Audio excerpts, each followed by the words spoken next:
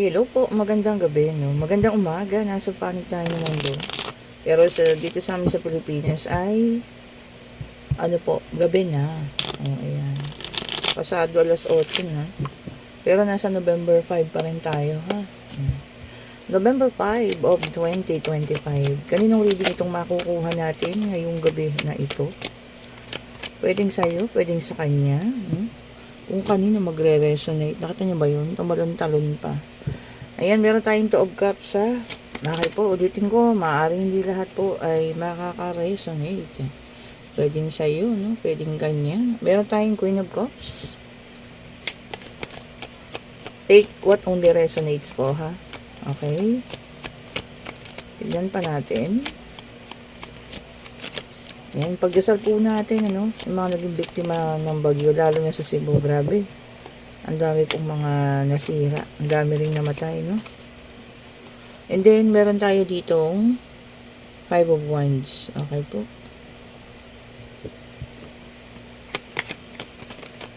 Then, meron tayo ditong Three of Swords.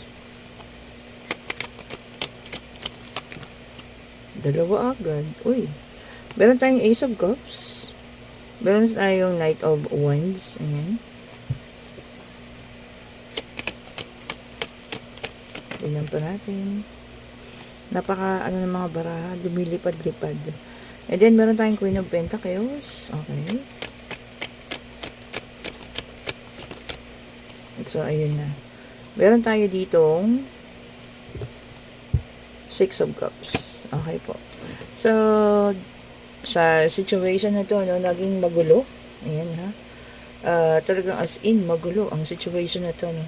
Mabigat yung mga pag-aaway, mabigat yung mga salitaan, nagkaroon ng involvement sa third party kasi nandiyan ang Three of Swords, no? Or betrayal, no? Pwedeng pananakit, yung ganyan, no? Emotional, okay po. Napakaraming emotion talaga, sobra. Queen of Cups, okay. And kaya lang kasi potential soulmate, no? Po pwedeng kayo talagang nakalaan para sa isa't isa kahit sa dami ng pinagdaanan, ha. Kagaya nga sa Ace of Cups, no, potential new beginning na, pero siya pa rin ang pwede ninyong makasama, ha. Okay? Definitely ang taong ito is from the past. Ayan, ha. Nakasakit sa'yo. Ayan, kasi grabe, no. Tatlo yan, grabe ang pinagawa yan. Maaaring ikaw ngayon is doing good. Ayan, ha. Maayos na, no. Gusto niyang makipag-communicate, gusto kanyang puntahan. Ayan, paparating na to sa'yo, papunta sa'yo, ayan. And sa ngayon, ang pinaka-priority niya lang is yung pagpapatawad mo. Forgiveness. Okay po. Ang sa kanya kahit hindi siya makabalik sa buhay mo, no, pero yung pagpapatawad is yun talaga yung kanyang kahilingan. Okay? Kasi kung anong nangyayari sa yung magagandang pangyayari, kabaligtaran po, ha, ang nangyayari sa kanya. Pwede natin tawagin karma because alam niyo yun naman talaga, 'di ba? Ang nararapat din at ang talagang siguro ay para sa kanya kasi nga sa dami ng mga bagay na ginawa niya sa iyo, sa dami ng mga sakit na na pinaranas niya sa iyo. So, nagkaroon kayo ng kabaligtaran ng pangyayari. So, kung anong nararanasan mong magandang buhay sa ngayon, sabihin natin umaayos, nagiging maayos. Siya naman nagiging hikahos niya. And, alam niya, sabi ko nga, whether no gender specification tayo dito, ha, lalaki or babae siya, or kung sino man siya na taong nakasakit sa'yo, alam niya po, alam niya yung ginawa niya sa'yo, alam niya yung karma na babalik sa kanya sa ginawa niya. Okay, so ang only thing na nasa isip niya ngayon para na ihingin sa'yo is kapatawaran. Forgiveness. Ngayon ito, ang tanong ko sa inyo, no, kaya mo bang ibigay? Lalim. So, kaya mo bang ibigay? Yun lang ang tangi niya munang hihingin sa'yo ngayon, sa kanyang pakikipagkita sa'yo, ha. Definitely po, magkakipagkita sa inyo ang taong ito. Ayan, ha. As in, makikipag-usap. Gusto niya ng kaliwanagan. Gusto niya ng pagpapatawad galing sa'yo. Uy, the same thing. Napakaganda, no? Ace of Cups. This is a potential new beginning. Ayan, ha? Maaring kasing sa'yo to eh.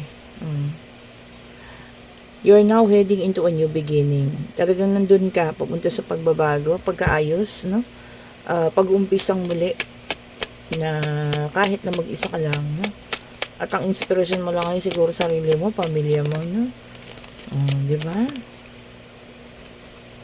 Then, meron tayo rito, Page of Pentacles. Ayan po, ha? Sabi niya pa rito, napakadaming opportunities yung mga paparating pa sa'yo. So, hindi lang yan. Ibig sabihin, may mga opportunity pa, ha, na maaari pong dumating. However, oh wow, however yun, ha?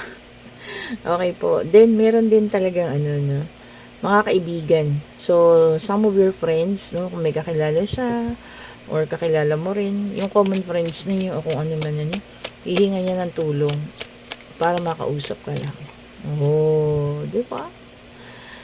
And ito ang nais niya, no? Magkaroon kayo ng happy new beginning, maganda or masayang pagsisimula daw po, ha? Siguro pwedeng makipag-communication muna, no? Usap, yan. Yun nga, umpisan sa paghingi ng tawad. Alam mo yun, kung magkakaroon ng maganda namang outcome yun, baka sakali lang naman, di ba? Iniisip niya siguro kung makakabalik pa siya sa buhay mo. Di ba po? Kayo pa rin naman. Ulit-ulitin ko, ha, nasa sa inyo ang pagpapasya at nasa sa inyo ang pagbibigay ng tawad or forgiveness, na ngayong panahon na ito. Alam ko hindi lahat makakapagbigay sa ngayon pa, ha?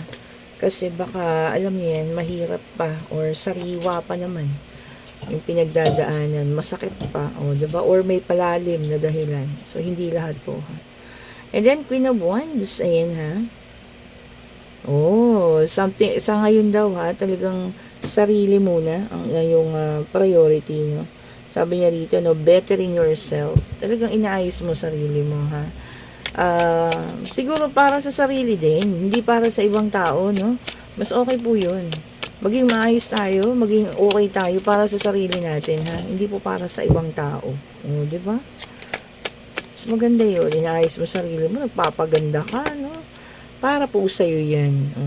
Di ba? Huwag yung isipin ng ibang tao. And then, meron tayo dito, Four of Pentacles. Ayan, ha? Past issues. Ayan. Yun ang mahirap kasi.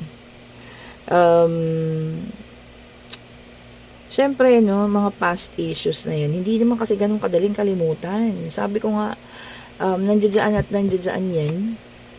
At saka yung sakit kasi, di ba, mentras na iniisip mo yan, bumabalik pa rin yung pain. Lalo na kung ito naman hindi pa inaabot ng taon, di ba? So, yung past issues, kumbaga yun pa rin, yung mga bagay na marinin yung pagtalunan pa. And then, meron tayong Wheel of Fortune, the number 10 pa rin, may kasamang number 10. Sabi niya, good things are coming. Magagandang bagay para sa iyo, ha? Twist of fate. Diba? Pag-ikot ng kapalaran. So, alam mo yun, maraing paparating para sa iyo, no? Marai pa po.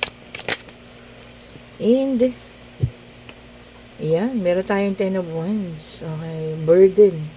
Ito na talaga, no, ang bagay na alam niya na sobrang, alam mo yun, nagiging kamalasan niya yung ginawa niya sa yung pananakit, pangloloko, diba?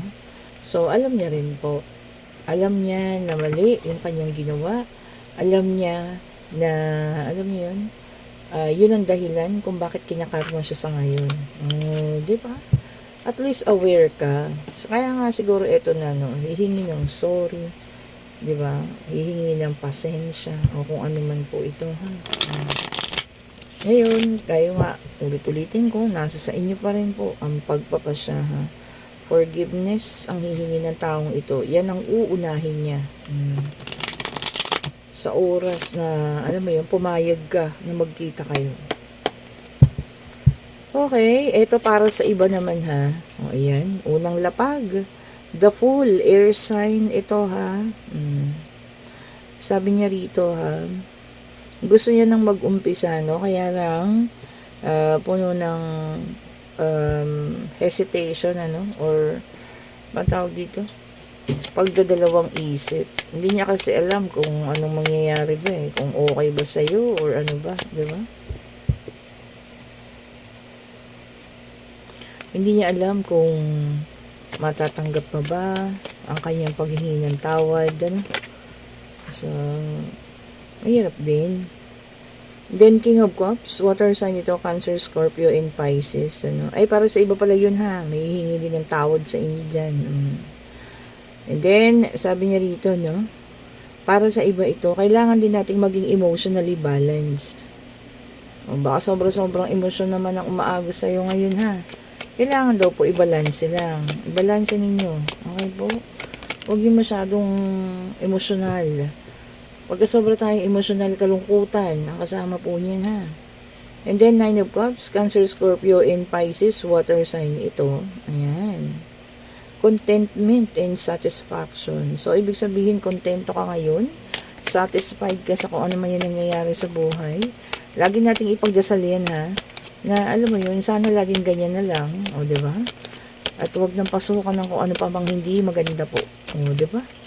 Karaniwan kasi pag may mga problema, naku, talaga naman. Minsan yung ibang tao hindi nakakayanan, di ba? And then meron tayong the Hierophant, earth sign naman ito. So ano bang mga meron na tayo? Air, water, and earth. Okay. Sabi niya rito, ha? Ay, ito maganda. Ayun na nga, forgiveness. Pwedeng sa situational reading or pwedeng sa'yo rin ito, no? Na talagang may taong hihingi ng tawad. Tayo'y tao lamang, 'di ba? Sabi ko nga magbigay tayo ng patawad, 'di ba? Ang Panginoon nga nagpapatawad eh, tayo pa kaya. Yun nga lang, mahirap kasing makalimot, lalo na kung nasaktan ng sobra, 'di ba? And then Seven of Cups, water sign ulit ito. Okay? Sabi niya rito, no, thinking of choices. So, pinag-iisipang mabuti. Meron kang pinagpipilian. Pwedeng gadgets, pwedeng mga material na bagay, pwedeng tao, pwedeng lugar. Ano? So, pag-isipan mo raw pong pabuti kung ano man ang iyong mapipili, ha? O, diba? Kailangan naman talaga yun. And then, meron tayong Ten of Cups, water sign ulit. Ano? Sabi niya rito, naka-reverse. May disconnection, ha? Madi-disconnect. Pwedeng sa mga kamag-anak, may mga hindi pagkakaunawaan, pwedeng mahal sa buhay, kung ano man yan. Sana wag na umabot sa puntong ganun, na hindi kayo mag-usap. Sana maiayos agad, di ba? Pero kung mabigat ang mga pinag-awayan, yun lang talaga po kasi. And then, Seven of Swords, ito na, air sign, ano? And, sabi niya rito, no? May maaaring magnakaw. O, ayan ha. Mag-ingat po ha. Baka maaaring kayo matukutan, manakawan, o pwedeng sa mga sasakyan ninyo, or kung madudukutan naman, nakasakay, ano. So, ingat-ingat po kayo ha. Iba na kasi ang panahon ngayon. Sabi nga nila, pag magpapasko, meron ding kota yung mga masasamang loob. O, diba? Pero naku, napakapangit ng ganun ha. Mabuti pang tayo maghirap. Huwag lamang gumawa ng masama. And then, meron tayo rito, Page of Cups. Water sign ulit ito, ha? Ayan. Sabi niya rito, no, new love. Para sa iba panibagong pag-ibig. Ayan. Hindi na hinahanap yung dati. Ayaw na sa nakaraan. Kundi panibago ba? Yun ang gusto eh. Bagong pag-ibig daw po. Which is, nasa sa inyo, diba? Depende. May mga taong gusto pa rin yung mga ex. May mga taong namang nakahanap na ng panibagong pag-ibig. O ayan, pwede na kayo magtanong ha. Pag-travel, okay? Pag-ibig, pangyayari, financial, answerable by yes or no? Tanong yun na, no? Ayan. Isa lang po, bigyan niyo po kami ng kasagutan. Isa lang po ang aming hinihiling. Eto na. And si the Fool, may number 0. So, 10 and 0 ang numero natin ngayon. Ang sabi niya rito, no? maaari, maybe ang kasagutan, maaari pong maganap kung ano man ito. Kung pag-travel ito, yes, maaari po, ha. Baka nagpapabook na kayo ng travel para sa December, no? Yan. Sabi nga, agahan para hindi kayo, magkaroon ng problema po, ha. And maaari po ang sagot. Ang the fool po ay isang tao na humingi ng kanyang kalayaan. Oh, okay po. Ngayon, kung sino man ito, na taong ito, no, nahihingi sa inyo ng kapatawaran, alam nyo kung sino siya.